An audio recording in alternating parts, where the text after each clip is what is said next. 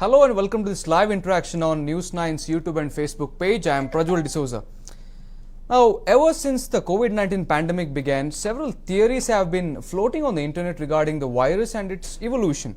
Now, one of the worries for doctors has been that of reinfection and what happens if a person gets reinfected by COVID-19. Now, several reports have emerged of people getting reinfected by the virus. Now, in a study conducted by the researchers associated with two hospitals in Mumbai have said that the case of 4 healthcare workers having developed severe COVID-19 requiring hospitalization weeks after being recovered from the disease, with mild symptoms, has been documented in India. The study also states that the second infection can be worse than the first for some. But is it true? How accurate is the study? Now, to discuss this, I am joined by Dr. Sitesh Roy, who is a renowned immunologist from Mumbai. Now, Dr. Roy, thank you for joining us. Dr. Roy, what do you think of the study, Dr. Roy? So, Prajwal, cases of reinfection of COVID-19 have been emerging since May or June from different parts of the world, which saw the pandemic spread faster than us back then. And in those cases, the first news that had come, which was from Hong Kong, had shown that people who got the infection a second time actually either did not have any symptoms or were only mildly symptomatic. And that was a very reassuring fact for all of us clinicians, immunologists, specialists around the world. Later on, some data came from Nevada where they found that people who got a second infection that was distinct from the first one had worse symptoms the second time with greater problems than they did in the first infection. So clearly, while reinfection yet seems to be not a very common phenomenon, we are certainly seeing that people respond to the virus in different ways. In some people who seem to have developed good level of antibodies and killer cells, the infection, when repeated, might be only mild or asymptomatic. Whereas in other people where there is something called antibody-dependent enhancement of the infection, or there can be what can be called like an autoimmune type response to the virus. In such cases, we may see worsening of symptoms in the secondary infection.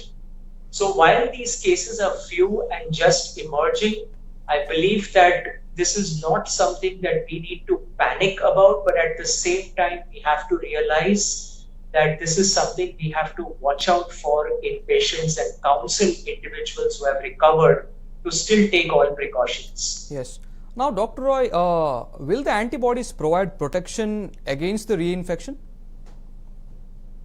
So there are different types of antibodies that are produced during any viral or bacterial infection, and amongst one of them is something called a neutralizing antibody. And majority of the previous vaccines that have been highly successful, such as for measles or rubella, induce a very high level of these neutralizing or sterilizing antibodies. Now, what has been found is that SARS-CoV-2 in different people, for different reasons that we are still understanding, induces different levels of neutralizing antibodies. So there have been some people who've had an infection and show hardly any neutralizing antibodies, and there are others who have had a mild infection and show very high levels of neutralizing antibodies.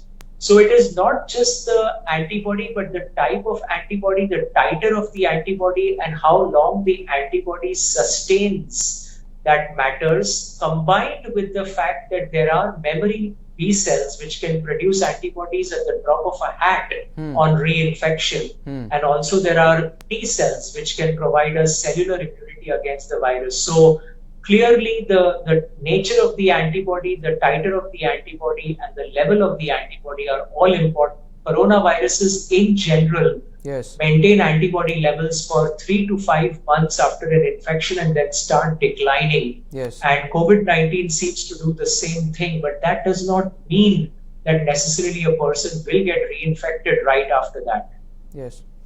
No, doctor, the study only reports only 4 patients. Now they have said that reinfection will be much more severe. Now, how seriously should we take this study, doctor?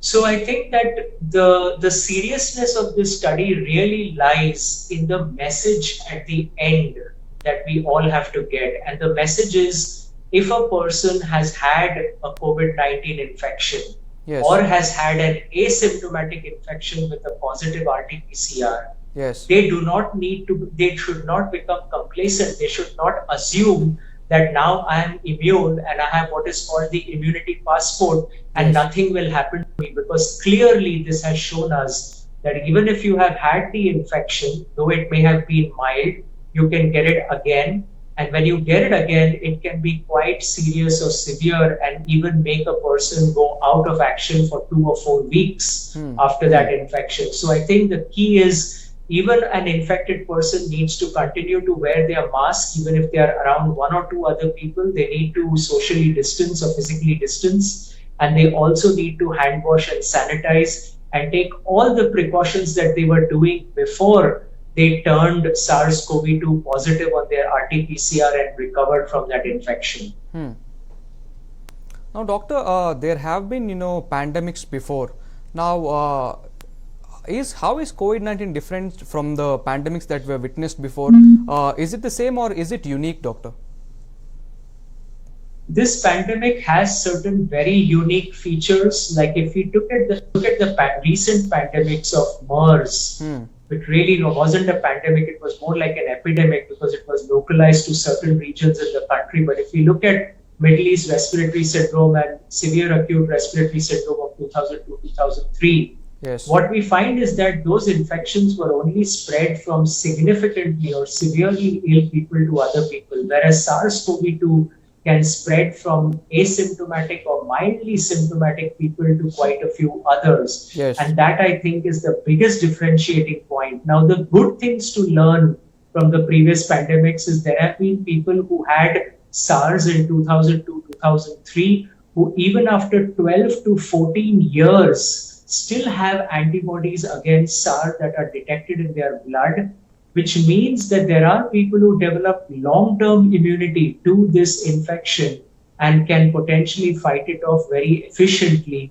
Though again, every pandemic is different, and this pandemic, certainly because of the way it is spreading and the nature of the spread and the variety of manifestations that it is showing from different organ systems, as well as the long-lasting sequelae after the infection is over, are all quite unique features of this pandemic, in my opinion. Yes. Now, doctor, one last question. There are several studies on the pandemic, but most of them are early results and preliminary studies without peer review. Now, is reinfection a point of concern at this point? I would say not really, Prajwal, in the sense that if we don't have data right now that if we took 1,000 people who recovered from infection, how many out of that 1,000 would get reinfected? We don't have data like that at this point of time. So I can't give you percentage numbers that people after an infection, 10% of them or 5% of them or 1% of them can get a reinfection. But the fact that reinfections occur, as I said, it is not a reason to panic. It is not a reason to get stressed or anxious or worried. It just means that even if someone has had the infection mild, moderate or severe, yes, they continue to take all the precautions that they did before they became infected. And if they have comorbidities like diabetes, heart disease, hypertension, chronic illnesses in the body of the liver, kidney or other organ systems, neurological diseases, then they should be extra cautious if they have recovered the first time to try to not catch it the second time. That would be my message and suggestion. Yes, thank you, Dr. Roy, for joining us. Now, while there have been reports of people getting reinfected and several studies, experts have pointed out several loopholes in them. Now, at present, reinfection is not a cause of concern, but it is important to take proper precautionary measures, wear masks and also follow social distancing. If you like this video, do click on the like button and don't forget to subscribe to News9 on all the social media platforms. Thank you for watching and have a great day.